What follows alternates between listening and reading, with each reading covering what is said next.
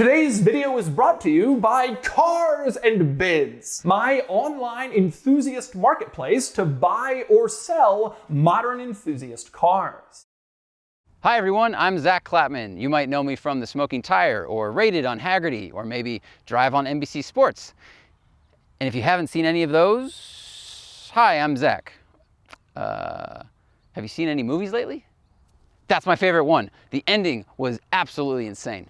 Anyway, I love modified cars. I've driven a countless number of them on The Smoking Tire, and I've produced a couple shows about them. And what I love about them is it's people's opportunity to personalize their car for their own style, or if they want to go faster, or just to stand out more in a parking lot. This, am I fired for saying that? Is that Doug? Did he copyright that? We'll start over. This is a 2001 Impreza 2.5 RS. A lot of people refer to these as a GC8 Impreza, but that's actually not totally accurate. GC8 was only sold in Japan, and the 8 means it had the 2-liter turbocharged EJ205 engine. In North America, we only got these with a boring 165 horsepower, 2.5-liter naturally aspirated engine. So this is actually a GM6. It's got an M, which means coupe, because Colin McRae won in a coupe, don't look it up. If it had a C in the VIN, it would mean it's a sedan, which doesn't make any sense to me at all. And if it had an F, it would stand for wagon, because you can fit an F in the back of it. Thankfully, this doesn't have the boring engine anymore. So hold on to your flat-brimmed hats and make sure your vape pens are fully loaded, because this thing has so many mods. The very first generation of Subaru Impreza was unveiled in 1992, and then it was sold in the US 1 year later. And it looked boring, and it was boring, because it was quite slow. Which was unfortunate, because in Japan and then later in Europe, they got the good ones. They got the WRXs, the STIs. They were having 217 to 278 horsepower, winning rally championships, blah, blah, blah, blah, blah. We continued to get the boring, slow, naturally aspirated engine here. But we all fell in love with the good cars through watching Colin McRae and other people like that racing them in rally and playing them in video games. The success of this car in this country, despite its weak power, proved to Subaru that we were interested in their better cars. So when the second generation WRX came out in '02, it was put on sale here. And in fact, 2002 became the third biggest sales year for Subaru of North America in the company's history. When the owner, Brandon, bought this car, it actually had a lot of significant work already done. The engine was already swapped, it already had suspension on it, it had been painted and wide-bodied, but it still needed a lot of attention, which he documented on his YouTube channel. So now it has a ton of goodies, a lot of really smart mods, and he made a lot of really smart choices, which we're going to show you. All right, kids, bring it in. Let's talk about bodywork for a second, shall we? When Brandon bought this car, it was already painted, which is very, very lucky because paint's expensive. Looks pretty nice. It's got a little bit of red flake in it. There are some pits from driving behind cars and whatnot, but it's not that bad. Overall, pretty good. The fender flares were also already installed, which are really handy because it has allowed him to fit 10-inch wide wheels and tires without rubbing. That's amazing. It's got the awesome hood scoop and hood vents, helps extract heat, which is very important. Now, there's a front mount here, so this hood scoop is really just for cooling the firewall or receiving mail, but it still looks awesome. There is a little bit of damage on this carbon fiber front lip. That's from the previous owner who hit a parking block. It's been repaired, and has held up for a number of years like that. Just doesn't look that nice, but carbon fiber is expensive. I love the way these cars look. They're the right size, the right shape. They remind me of rally, of course, but remember kids, what's on the inside is the most important. Let's look at the engine. EJ257, it's the engine that was in the 04, 05, and 06 STI. You could also get a version of it in the Fast Legacies and Foresters of the day, although the STI had some different hardware, of course. But this one actually has heads from a WRX. Those heads have been ported, polished. It's got different valve springs, retainers, and cams. It has ARP head studs keeping everything together. Think of them like Mirabelle from Encanto holding that house together. When Brandon bought the car, the engine was already built. It has CP pistons in it, stock rods, but with racing bearings, which is good. But then Brandon added some smart stuff. He put a baffle plate in the oil pan to try to keep the oil a little bit more together, as well as an extended oil pickup. That should hopefully ensure that the engine parts stay inside the engine up to 400 horsepower. When Brandon bought the car, it had a tune for 95 octane, which the previous owner could get, which we can't really get here. So Brandon got it retuned. He also put in an electronic boost controller instead of the manual boost controller it had, and removed a meth kit that he wasn't using. And so now it makes 326 wheel horsepower and 348 pound-feet of torque on 91 octane. That is the right number. That's a great number. This car weighs 2,800 pounds. It's making about 400 at the crank. That is an absolutely excellent power balance. Brandon installed a lot of supportive mods to this car, things to either keep the engine temps down, make it a little bit more robust, make it reliable, things like that. One of which is the oil catch can or oil air separator. He also did all new fuel injectors, a little bit bigger, and a new fuel pump because the tuner said, hey, you need to do these things. So he went and did them. That's the kind of person you want to buy a car from, not someone who goes, I could probably get away with not doing that. The turbo is a Deadbolt 18G. I don't have personal experience with that, but I did see on the forums that they were very popular for making 300 plus wheel horsepower if you don't want to wait a year for the turbo to spool up. It also has a turbo blanket on it to keep it warm on cold nights. Calm down, internet, put your fingers down. The suspension is Tyne EDFC. That stands for Electronic Damping Force Controller. This is awesome. In the early 2000s, this was breakthrough technology. Basically, when you're inside the car driving, you can hit a button and change the damping of the suspension. Versus my car, which has KW Club Sports on it. If I want to change the damping, I have to get out, open the hood, grab a small tool, turn a knob, then get under the car and turn some more things. This is all done from inside the car. Really cool stuff. Overall, it seems like this has been modified in a really smart way. Brandon has put in a lot of things that should make it relatively reliable, even if someone wanted to come in and buy it, put a bigger turbo on it, and maybe push the horsepower a little bit. You don't just want to do power mods when you're changing a car. You want to change every part of the car so that it all works really well together and continues to work. As I said, it's what's on the inside that counts. So let's go deeper inside, into the interior. A lot of stuff has been done in here. Some of it Brandon did, and some of it the previous owner paid a shop to do. Like, the shop changed the dashboard. They also installed the new STI cluster, as well as an STI steering column and steering wheel. Brandon installed these Corbeau seats. They're basically brand new. They fit me really well. They will definitely hold you in place at a track day. And as you can see, it has a harness bar with harnesses. These seats don't really work with a 3-point belt, unfortunately.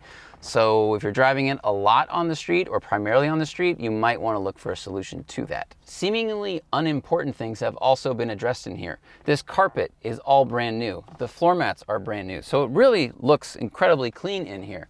Now the big story in here is the transmission. The regular Impreza had a 5-speed. They used it in the WRX after that, and it was kind of made of glass. It couldn't really handle the power. Brandon installed this STI 6-speed. It's actually out of a 2006 Spec-C STI. That was a 1-year model that was sold in Japan for homologation reasons. They made 1,000 of them. They were a little bit lighter than the regular car, not a huge change, but the transmission had a shorter 5th and 6th gear, as well as ports for a transmission cooler if you wanted to add one for motorsports. This transmission's great. People still look for them all over the place. They're really strong. They use them for rally racing, track stuff, etc., etc. The shifting feel is fantastic. I had an 06 STI, and this remains one of my favorite shifters of all time. And when Brandon installed this transmission himself, which is documented on his YouTube channel, he also installed a stage 2 clutch, so it should hold the power no problem. Basically, this car is an STI from the front all the way to about here, because it still has a WRX differential and WRX axles and the Wilwood brakes instead of the STI Brembo brakes it comes with. It's not hooked up yet, but the future owner will have access to the DCCD, driver controlled center differential. The controller's here, it's just not hooked up. Look, spec sheets are really fun, and parking a cool car in a parking lot is fun for some people, but my favorite thing to do is drive. So it's time to see how this entire build comes together and how it really feels on the road. The clutch grabs when you let it out about halfway. This car is not sitting too low, which is good. Don't drop your car on the ground. Keep it usable. Unless it's a race car, then do whatever you want. Whoa! It's got equal length headers, doesn't have the unequal length header, so the Subi sound is turned down a little bit. Doesn't have quite as much of that like weird growl that I love, honestly. I wish it still had that sound, but it's still got a lot of sound. Exhaust is a carbon tie catback. Really popular in the Subi community, early 2000s. I didn't have the guts to buy one. It was a little too big for my taste and too loud, but I'm happy to try it. Okay, first impression, incredibly responsive. Incredibly responsive. Every bushing in this car, from the motor mounts all the way back, have been replaced. They're all poly bushings now. I think the motor mounts are solid, so you do feel some vibration coming through the floor and the pedals from the engine.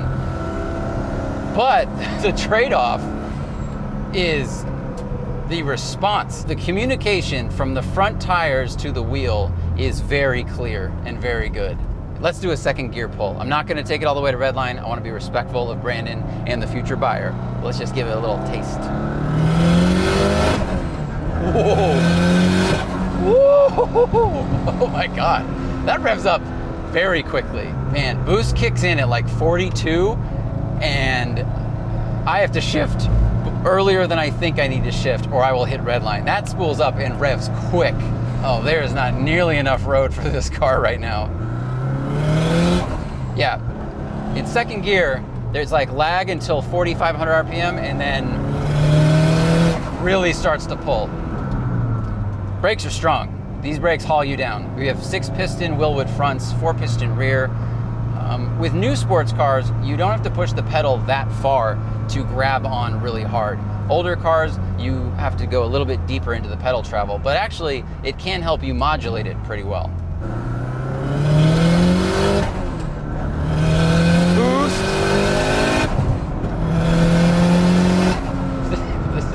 This pulls real strong.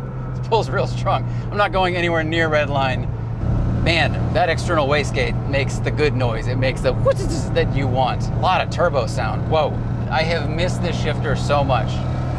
I'm a little biased. I had a 2006 STI, but it still remains one of the better shifters I've ever used. In terms of feel and the length of the throw and the distance of the gates, it's really good.